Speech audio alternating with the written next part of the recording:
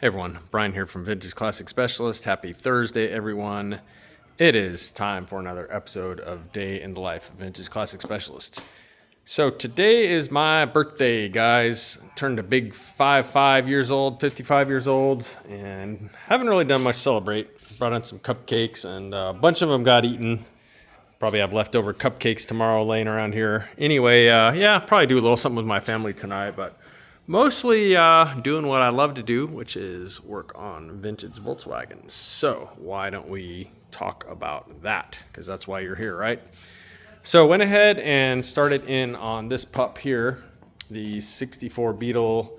If you're not familiar with this car, you can go back and watch yesterday's episode. And we've had this car in here before. We didn't build the car, but kind of helped him out. And we're helping him out again because the motor that was built for his car, which is, by the way, a numbers matching 40 horse, has just never lived up to expectations. And so finally he got sick and tired of this motor, again built by someone else along with the rest of the car. And he asked us to put in basically just like a 1600 dual port and convert the car to 12 volts. He just wants to be done with it and enjoy driving the car, have a little bit more power. So that is the plan. We are having a 1699 cc 1600 built. Pretty much a stockish motor with the exception of the 74 millimeter counterweighted crank, W90 cam, single high rev springs, a little bit more compression than stock, probably about 8 to 1. And yeah, stock carburetor, stock exhaust. So it should be a great running little motor, and it'll definitely be peppier than like a stock 1600, and definitely a lot peppier than this stock 40 horse, which again has been a pretty problematic motor since day one for this guy. So anyway, today pretty much decided to go ahead and just pull his motor out, and that is, I guess, phase one or part of phase one. And so it came out pretty easily. I mean, this car is pretty much a brand new car. I don't know how long the restoration was finished, probably not more than a year or two ago. So, everything comes apart pretty easy when the cars are relatively that new and everything. And so, I went ahead and pulled that out, dropped it out, put it on a pallet for him because he's going to store it away somewhere, don't know where. And so, it's ready for him to pick up now, along with the box of air cleaner and stuff like that came off it. I didn't really see any point in putting it back on it. So there you go. So the next thing that I will do on here is to pull his transmission, because the car does have, I'm assuming it's probably numbers matching, the original transmission to the car, which of course is a 6-volt transmission, meaning that the bell housing there is made for a 6-volt flywheel, which is a bit different in size than a 12-volt flywheel. And so transmission is going to come out, and it's going to go to our transmission builder, and we're going to have him do a couple things. One is he will open the case up, and then he'll use a tool versus doing it by hand to grind out the inside of the bell housing there so that the 12-volt flywheel will fit easily. And then the other thing he's going to do is he's going to swap out fourth gear to be more of like a freeway flyer. So this guy is going to have a lot more power, hopefully tons and tons of reliability, and be able to cruise at higher speeds when he's done. And the car will be 12-volt and have an alternator. He had charging problems with this car with a 6-volt system. Just the whole engine and charging system and stuff has been just kind of a nightmare for this poor fellow. And so he's kind of done caring about originality, at least with regard to the motor, and just wants to be able to drive his gorgeous pearl white 64.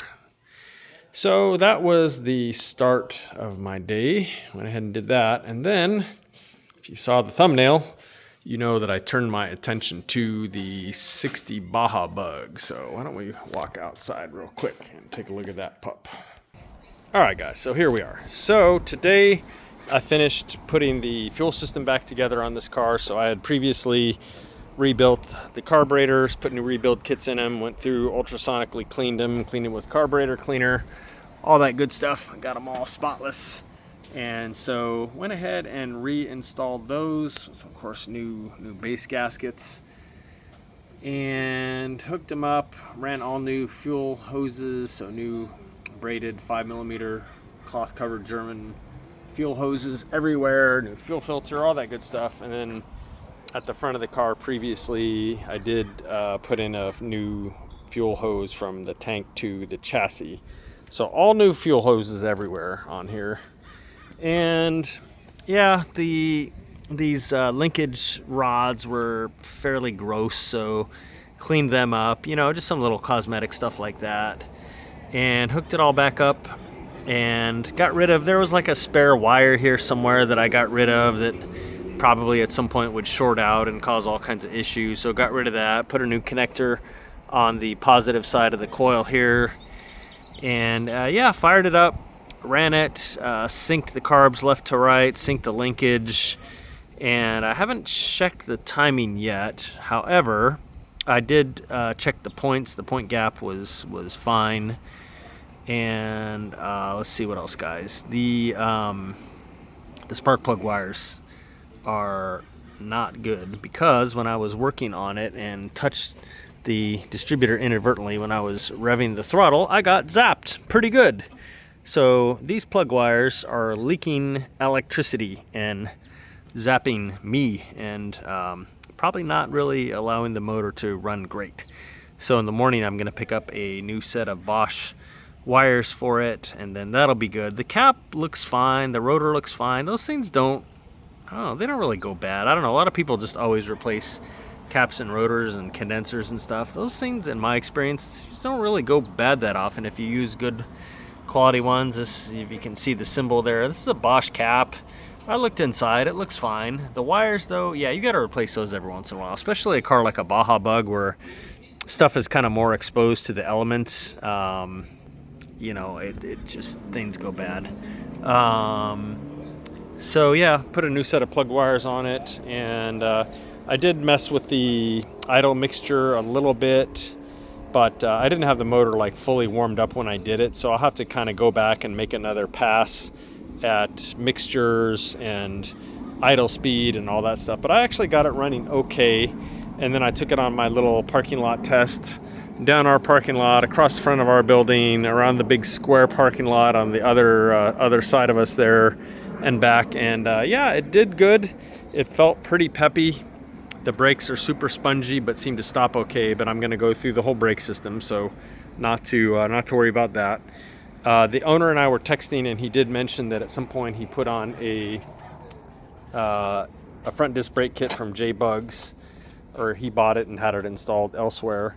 But I don't remember if I mentioned this or not. Whoever installed his front brakes didn't install a correct master cylinder. So this car still has a single circuit master cylinder, which to my knowledge is never compatible with front disc brakes, unless this is some kind of like magic front disc brake kit that is compatible with a single circuit. There's no such thing, guys. So whoever installed his front brakes did him a disservice by not also putting in the correct master cylinder. So we're going to take care of that. I'll check the front calipers out. Usually calipers are fine. I think the pads are probably fine. Replace the master cylinder and check the front hoses, obviously. The backs will pop off the drums. We'll inspect everything in there. You know, it may need wheel cylinders, may need brake hoses. We'll see. We'll make sure it's all safe and working great.